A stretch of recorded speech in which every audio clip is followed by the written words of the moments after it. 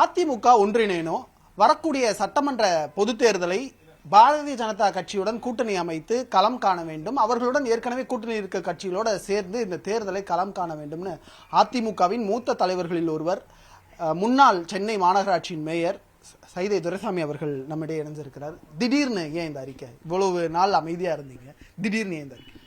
அதற்கு காரணம், நான் எம்ஜிஆர் பக்தர்கள் நடத்துகின்ற நிகழ்ச்சிகளில் நான் போய் கலந்து கொள்வது வழக்கம். அங்கே நான் செல்லுகின்ற பொழுதெல்லாம் புரட்சித் தலைவரின் பக்தர்கள் கதறி அழுகிறார்கள்.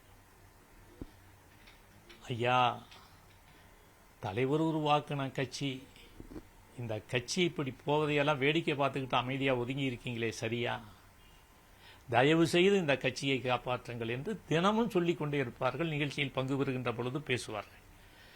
இன்றைக்கு ஒரு 100 பேர் திருப்பூர், அருப்புக்கோட்டை, நாமக்கல், இப்படி எம்ஜிஆர் பக்தர்கள் என்னை சந்தித்தார்கள்.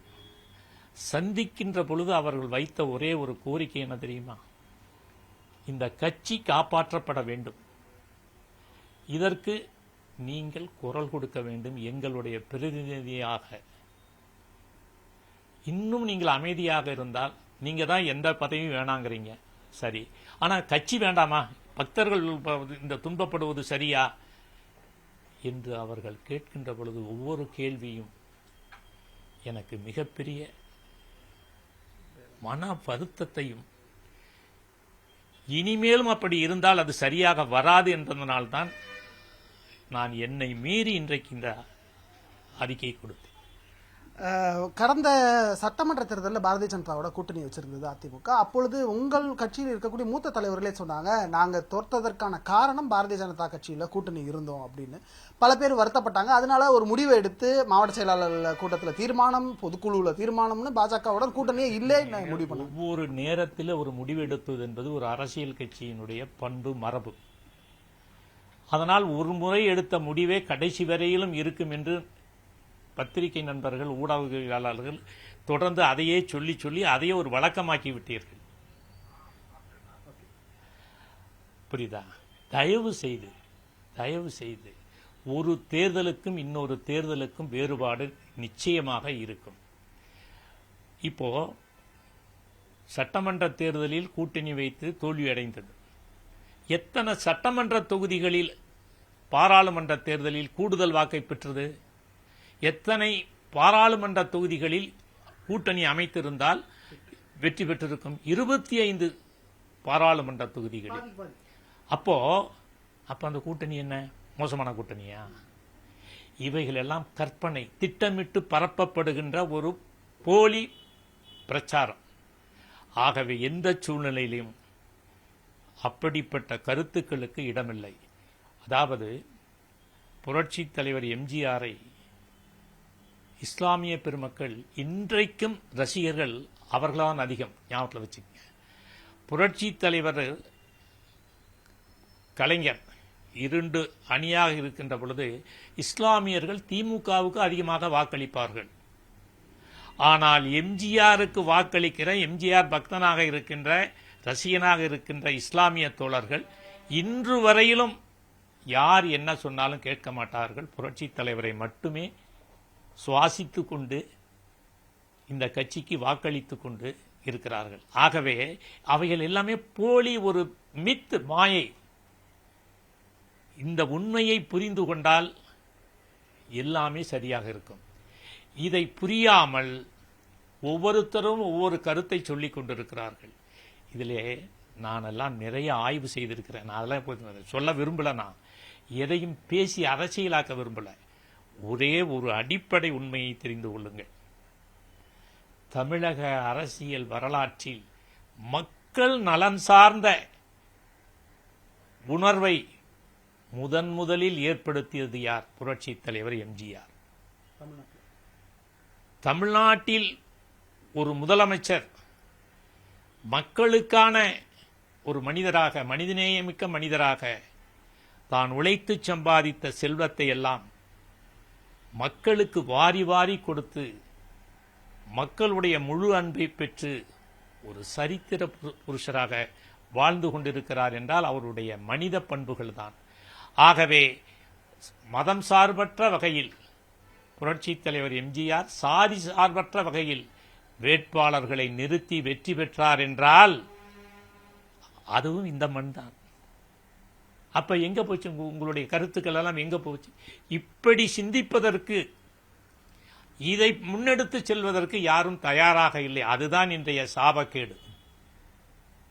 நெல்லையில் கொண்டு போய் எட்மண்டை நிறுத்துகிறார். எப்படி சாத்தியம்? நெல்லையில் கொண்டு போய் ஆரம் வீரப்பனை நிறுத்துகிறார். அண்ணன் ஆரம்பி அவர்கள் நெல்லையில் நிற்கிறார்.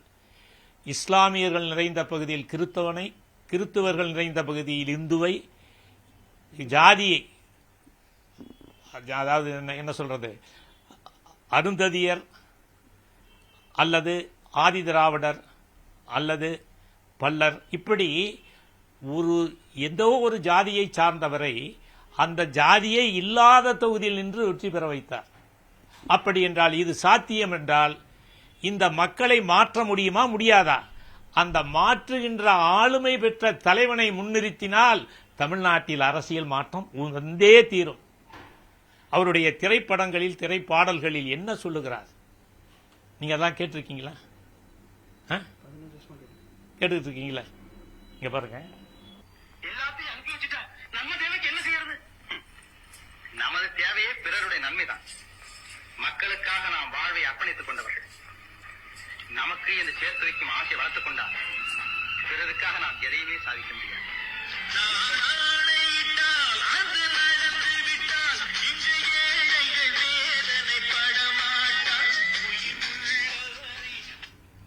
இந்த வரிகள் பட்டி தொட்டி எங்கு முழங்கினால் அதிமுகவை அசைக்க முடியுமா? புரட்சித் தலைவரின் கருத்துக்களை மக்கள் மத்தியில் கொண்டு செல்வதற்கு லட்சக்கணக்கான தொண்டர்கள் இருக்கிறார்கள். இந்த கட்சி இன்னொரு கட்சியை தேடி கூட்டணி போக வேண்டுமா? அதிமுக என்ற மாபெரும் மக்கள் இயக்கம் மக்களோடும் புரட்சித் தலைவரோடும் கூட்டணி அமைத்தால் போதும். புரட்சித் தலைவர் எம்ஜிஆரின் பெரும்புகளை பரப்பினால் போதும். அவர் சொன்ன பாடல்களை, அவர் சொன்ன வசனங்களை இளைய தலைமுறைக்கு எடுத்துச் செல்ல வேண்டும். புரட்சி தலைவர் என்ப ஒரு மகா அவதாரம். அவர் ஒரு அவதார புருஷர். மக்களுக்காக கலையை மக்களுக்காக அறிவாயுதமாக்கினார். பொழுதுபோக்கு அம்சம் நிறைந்த திரையுலகை அறிவாயுதமாக மாற்றி, சின்ன பயலே செய்தி கேளடா. எப்படி யோசிங்க. ஒரு பாடலையும் எடுத்துக்கங்க. தர்மம் தலைகாக்கும் தக்க சமயத்தில். எப்படிப்பட்ட ஒரு தத்துவத்தை, எப்படிப்பட்ட ஒரு வாழ்வியல் பண்பை எத்தனை ஆண்டுகளுக்கு முன்பு விதைத்தார். இந்த பணியை அதிமுகவினர் செய்தால் போதும். தமிழ்நாட்டில் அதிமுகவை எந்த சக்தியாலும் அசைக்க முடியாது. பாஜகவோட கூட்டணி அப்படின்னு நீங்க சொல்றீங்க. ஆனா முதலமைச்சர் தினம் பாஜகவை எதிர்த்தோ மத்திய அரசை எதிர்த்தோ அறிக்கை விடுவது, தமிழக நலன் சார்ந்து அவங்க இருக்காங்கன்னு சொல்லக்கூடிய சூழ்நிலையில அதிமுக அவங்களோட கூட்டணி வச்சா தமிழ்நாட்டில் அது எடுபடும் நினைக்கிறீங்க? என்னங்க இது? என்ன இது? அவங்க சொல்லுவாங்க, அவங்க அரசியல் ரீதியான கருத்துக்களை சொல்லுவார்கள், அவர்கள் பேசுவார்கள். நாம் அரசியல் ரீதியான கருத்துக்களை இப்ப எத்தகைய தேர்தல் அணுகுமுறையை ஒவ்வொரு தேர்தலிலும் கடைபிடித்தார்கள். இந்த வரலாற்றை முதலில் படிக்க வேண்டும். இந்த வரலாற்றை புரிந்து கொண்டால் எப்படிப்பட்ட கூட்டணி அமைக்க வேண்டும், எப்படி தேர்தலை எதிர்கொள்ள வேண்டும் என்ற புரிதல் ஏற்படும். ஆகவே அதிமுக என்ற மாபெரும் இந்த மக்கள் இயக்கம் மக்கள் மத்தியில் இன்றைக்கும் அது குலதெய்வமாக எம்ஜிஆர் மதிக்கப்படுகிறார். அதை நினைவில் வைத்துக் கொள்ளுங்கள். அதனால் அந்த குலதெய்வம் இருக்கின்ற வரை குலதெய்வ வழிபாட்டை அதிமுக தொண்டர்கள் மறந்தால் அது குலநாசம். புரட்சி தலைவரை, குலதெய்வத்தை தொடர்ந்து வணங்கினால் இந்த கட்சி அமோகமாக வளர்ச்சியடையும். ஆகவே அதிமுக என்ற மாபெரும் மக்கள் இயக்கத்தை உருவாக்கிய மக்கள் தலைவர் புரட்சி தலைவர் எம்ஜிஆரின் பெரும் புகழை கூட்டணி அமைக்கின்ற பொழுது மைய அரசு என்ற மத்திய அரசை, பாஜக அரசை நீங்கள் கூட்டணி அமைப்பது என்பது மிகச்சிறந்த புத்திசாலித்தனமான ஒரு முடிவு. ஏன் தெரியுமா? தமிழ்நாட்டில் 40 பாண்டிச்சேரியோடு சேர்த்து 40 பாராளுமன்றத்திலும் திமுக வெற்றி பெற்றாலும் அதனால் என்ன பயன்? மத்திய அரசோடு இணக்கமாக இருந்தால் அவர்களிடத்தில் உரிமையை பெறுவதும் நேசமாக இருப்பதும் மக்கள் நலன். அப்படி இருக்கின்ற பொழுது இந்த மக்கள் நலனை முழுக்க முன்னெடுத்து செல்வதுதான் சரியான அரசியலாக இருக்கும். சாதி மதம் பேதம் பிரித்து அதை சொல்லுவதால் நிச்சயமாக மக்களுக்கு பயன் தராது. எந்த ஆட்சியும் இப்ப மைனாரிட்டி ஆட்சி அமைக்க முடியுமா? மெஜாரிட்டி ஜாதி தான் ஆட்சி அமைக்கும், மைனாரிட்டி ஜாதி அமைக்காது என்ற பாகுபாடு நீடிக்குமேயானால் மக்கள் மத்தியில் ஒற்றுமை இருக்காது. அதுதான் என் தலைவன் சொன்னான், சாதிகளை கடந்து மதங்களை கடந்து சக மனிதனை உறவாக எண்ணுகின்ற சிந்தனையை விதைத்து விட்டு போயிருக்கிறார். அதனால தமிழ்நாட்டு அரசியலில் புரட்சி தலைவர் எம்ஜிஆர் தான் மாபெரும் சக்தி. அவரோடு ஒப்பிடுவதற்கு ஆளே கிடையாது. காற்றும் நீரும் வானும் நெருப்பும் பொதுவில் கிடக்குது, மனிதன் காலில் பட்ட பூமி மட்டும் பிரிந்து கிடக்குது, பிரித்து வைத்து பார்ப்பதெல்லாம் எப்படி? இந்த சிந்தனை தமிழ்நாட்டு அரசியலில் தொடக்கம் முதல் இன்று வரை யாருக்கு வந்தது? யாருக்கு பொருத்தமாக இருந்தது? அப்படிப்பட்ட என் தலைவனை முதன்மைப்படுத்தினால் இந்த கட்சி, எம்ஜிஆர் கட்சியை உருவாக்கினாரு. இந்த மக்கள், அந்த வரலாறு தெரியுமா தம்பி உங்களுக்கு? இந்த மக்களும் தொண்டர்களும் உருவாக்கின கட்சிக்கு எம்ஜிஆர் தலைமை தாங்கினார். ஆகவே இது மக்கள் கட்சி. வீட்டுக்கு வீடு புரட்சி தலைவர் வாழ்ந்து கொண்டிருக்கிறார், நொடிப்பொழுது வாழ்ந்து கொண்டிருக்கிறார். அவரை முதன்மைப்படுத்துங்கள். நீங்க உங்களுடைய அறிக்கையில மிக முக்கியமா சொல்லியிருந்தீங்க, கட்சியிலிருந்து பிரிந்து சென்றவர்கள் எல்லோரும் ஒன்னு சேர்ந்து ஓரணியில இருக்கணும் அப்படின்றத உங்க அறிக்கையும் பிரதிபலிக்குது. அதுக்கு சாத்தியம் இருக்கா? பன்னீர்செல்வமோ இல்ல சசிகலா? மனம் உண்டானால் மார்க்கம் உண்டு. எல்லோரும் புரட்சி தலைவர் புரட்சி தலைவி அம்மா காலத்தில் இருந்தவர்கள். புரிதல் இல்லாமல் சில நேரங்களில் தவறுகள் நடக்கும். அந்த தவறுகளுக்கே மரண தண்டனை கொடுத்து விடக்கூடாது. எப்படி கட்டுக்குள் வைக்க வேண்டும்? அன்பை மூலதனமாக்கி அரவணைத்து அனைவரையும் ஒரு குடை. எல்லோரும் புரட்சி தலைவர் அல்ல, எல்லோரும் புரட்சி தலைவி அம்மா அல்ல. அதனால் புரிதல் ஏற்படுவதற்கு கடினமாக இருக்கும். புரிய வைக்க வேண்டும், அன்பு பாராட்ட வேண்டும்.